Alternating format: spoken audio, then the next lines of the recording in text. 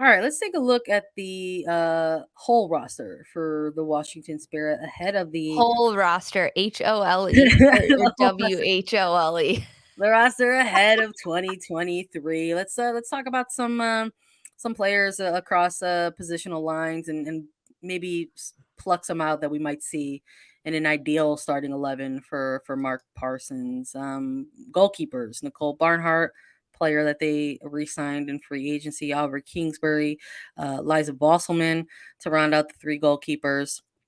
Defenders: Dorian Bailey, Cameron Biegalski, Amber Brooks, Gabrielle Carlisle, Maddie Owell, and Helferty listed with a season-ending injury. Tara McCown, Sam Staub, Delaney Graham, Jordan Thompson. Midfielders listed as Jordan Baggett, Nicole Douglas, Bailey Feist, Tori Huster, Inés Warena, Paige Medier, Chloe Ricketts, Ashley Sanchez, Marissa Sheva, Andy Sullivan, Riley Tanner. To round that out at 11. And six forward listed with Ashley Hatch, Savannah Coleman, Lena Solano, Trinity Rodman, Melina Rembimas, a U18 non-roster invitee, and Mariana Speckmeyer, at the time a non-roster invitee as well. So when we're looking at the goalkeepers, the defenders, the midfielders, forwards, I think the big names, that stand out are players that have been with this team for some time, whether it's a Kingsbury and net for this team, or defensively a Sam Staub, or in the midfield. Maybe we're gonna see a bounce back year from somebody like Tori Huster. Yeah, that Um, would be great. you know, obviously we're looking at somebody like Andy Sullivan in a World Cup year for this team.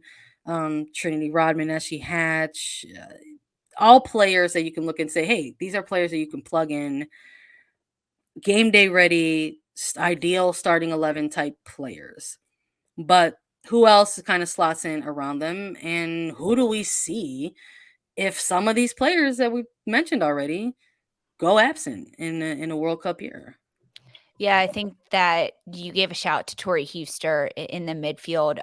If the Spirit could get back a player like Huster, massive, massive. This is a player that had season-ending injury, her Achilles. She went out at the end of 2021. It's been a very long, treacherous road to recovery for Tori Huster. But she's a veteran. She's a leader. She's a player that solidifies in the midfield alongside someone like an Andy Sullivan and can really fill holes when we're looking at World Cup months and weeks that are happening with international windows.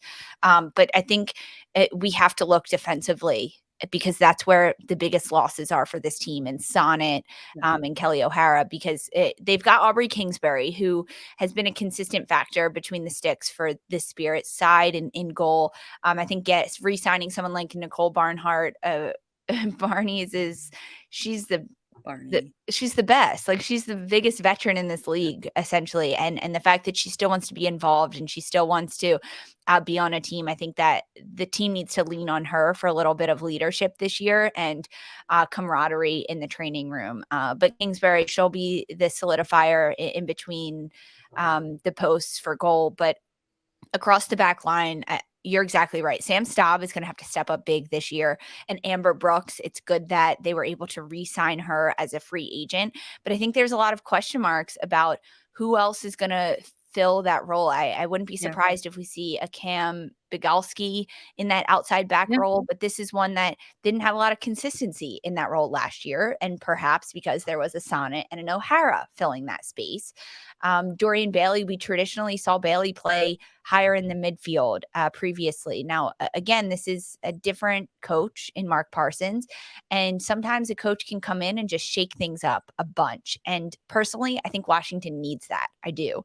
I think that if we see Bailey along the back line, Tara McKeown, she's played a lot higher for this team as well. So that's something that I'm a little surprised to see.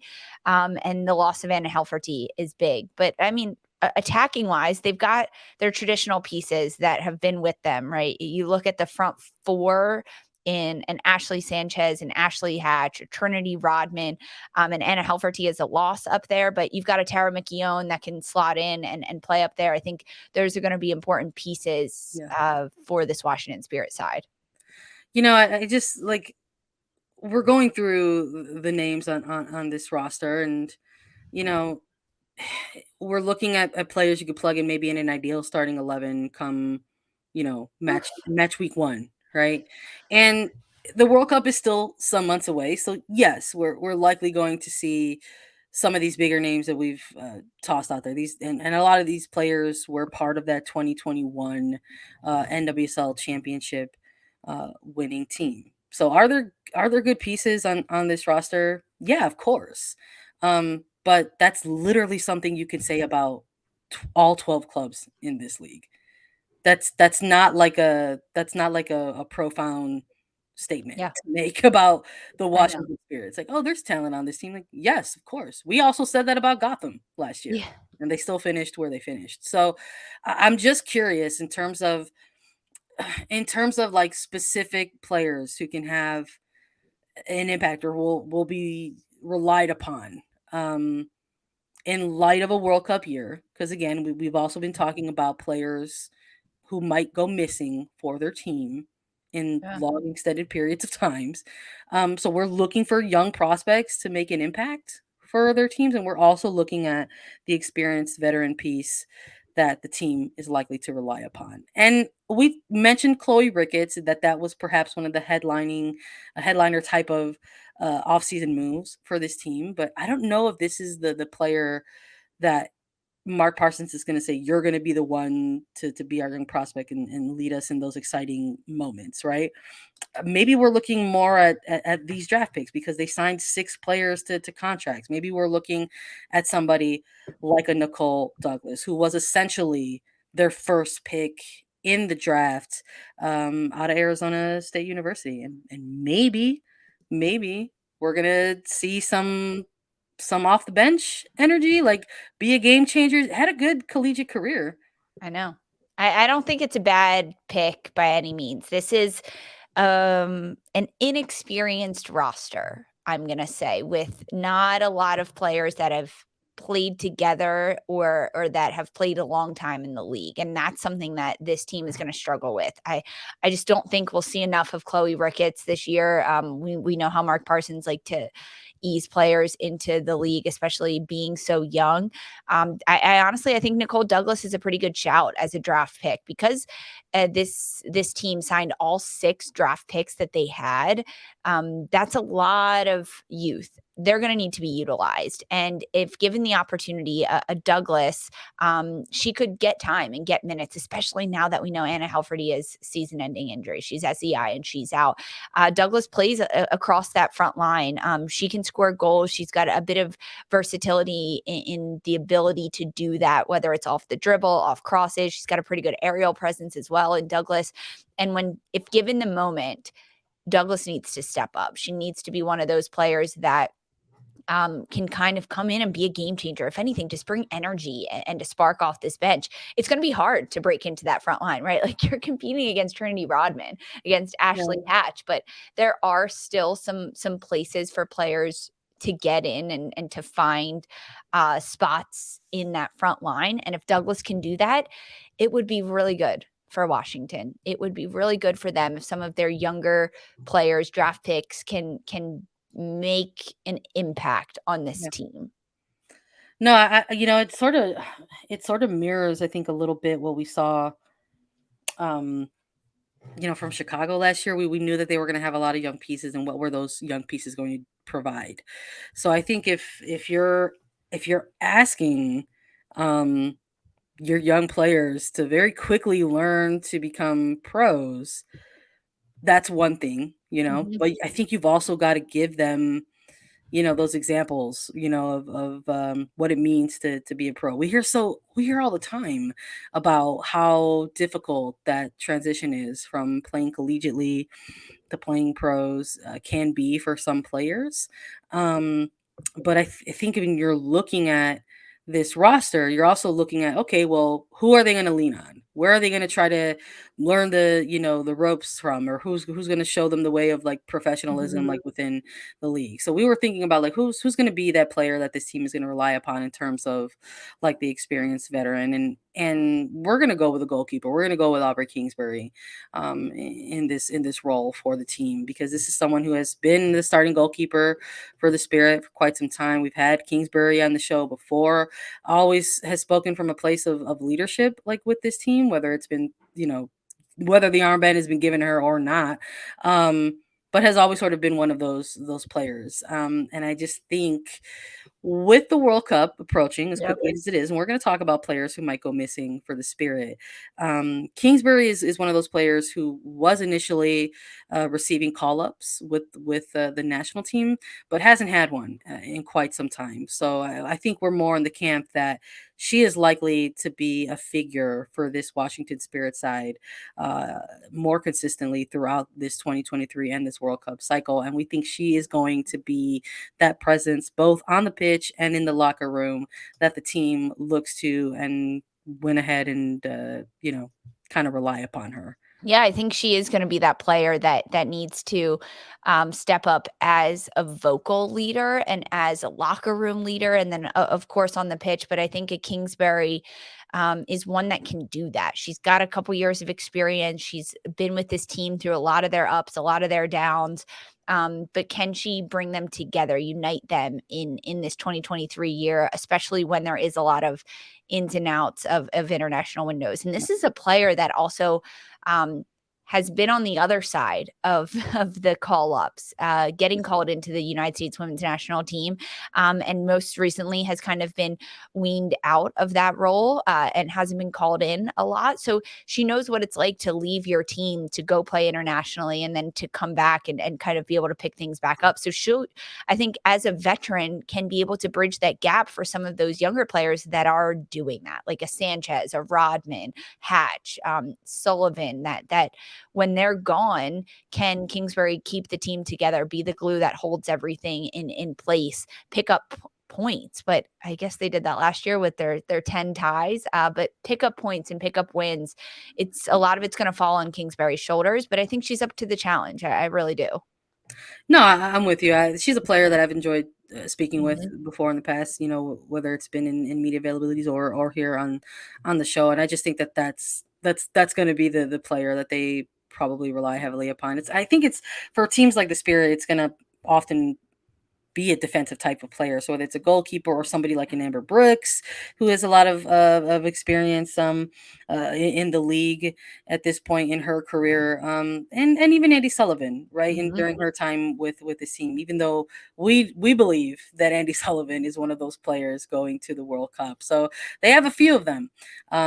Washington Spirit, just like every other club in the league, is likely to miss some players during the World Cup, and it's not just at the United States level. There's a number of players, but in terms of the United States, we're looking at Andy Sullivan as a possibility, Trinity Rodman, Ashley Sanchez, Ashley Hatch. These are all players who have been called into national team camps under head coach Vlatko Andonovski for quite some time, but we're also looking at Gabrielle Carl for Canada, Marissa Sheva for Ireland.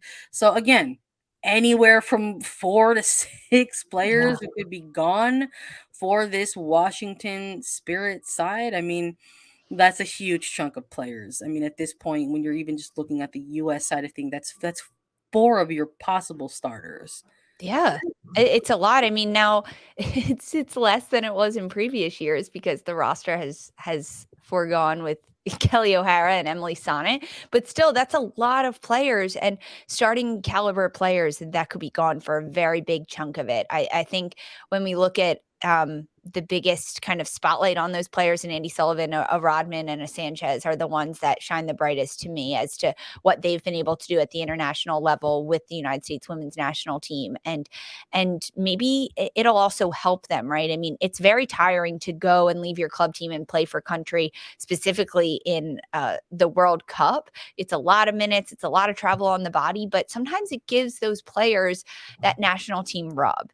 And we've seen that happen with a Rodman, with a Sanchez. They've kind of stepped up their game a little bit. And now as they're getting into their junior season, their third year in the NWSL, can they be able to translate that back to their club when they return and not just deflate because they're not surrounded by Alex Morgan anymore or Yeah. Mallory Swanson setting them up for these great opportunities? But can they kind of channel that national team energy, that championship mindset that they have when they play with the national team and bring it back to their club, elevate the status of all the players around them and be those catalysts to do that? I'm leaning on someone like a Rodman and a Sanchez because we haven't really seen it from Sullivan.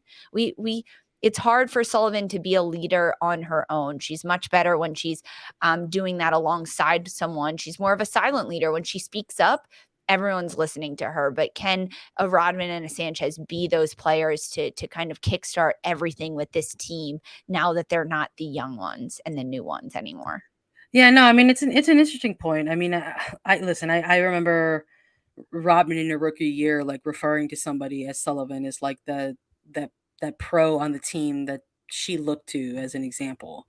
Whether it Mhm. was on the pitch or off of it. But this is a player. These are two players who are likely to be absent. In a World Cup year, where is the team going to reach for that during those stretches of time?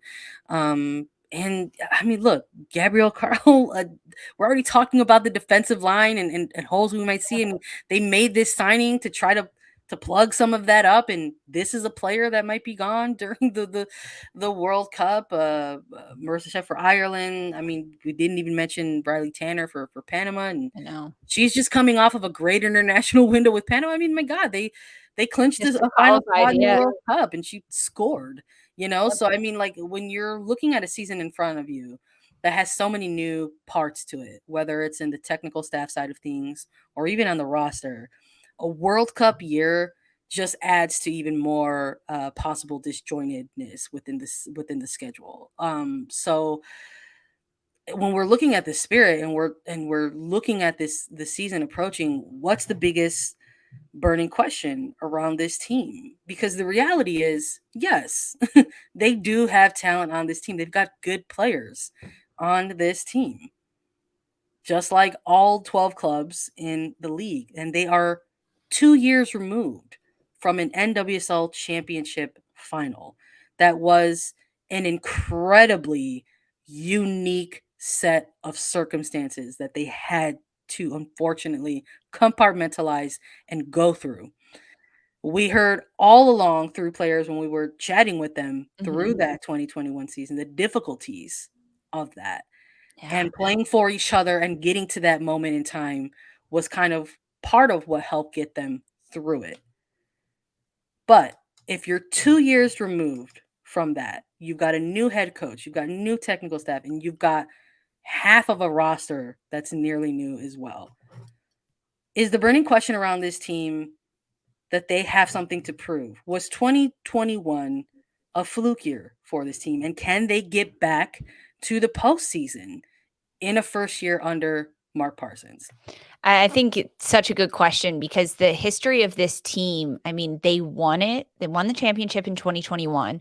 At the start of the 2022 season, their roster had the least amount of changes of anyone in the league, and they finished 11th. They couldn't turn it on. It's almost like 2021 was fight or flight response for this Washington Spirit team with all the turmoil that was happening off the pitch in the front office with the ownership all over the papers and in the media and headlines. These players really turned inward and took what they could do on the pitch and took it to the championship and raised the trophy at the end of it. I think that this year will be better than last year.